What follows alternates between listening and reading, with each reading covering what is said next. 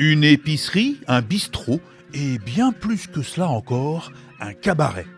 La maison Marie-Ange fut une institution fréquentée par des milliers de marins au fil des ans.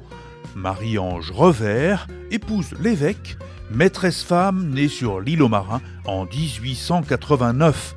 Elle régnait sur ce débit de boissons et d'alimentation, un magasin général selon l'expression bien nord-américaine.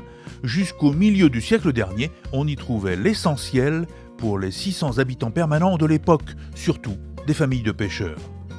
C'est ici qu'est né le dernier bébé de l'île en 1957.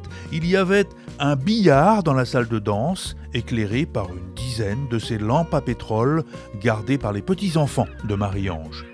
Et si les murs pouvaient parler, ils raconteraient que les chaloupes des équipages accostaient ici sur les galets au fond de cette baie abritée à l'écart du port. Certains allaient d'abord ramasser quelques coquillages avant de ramasser surtout une bonne musette, selon l'expression des marins bretons, après beaucoup de verres de bière ou de rhum. Des marins du monde entier ont fait escale chez Marie-Ange. En 1990, l'association du patrimoine SPA a entièrement reconstruit cette maison.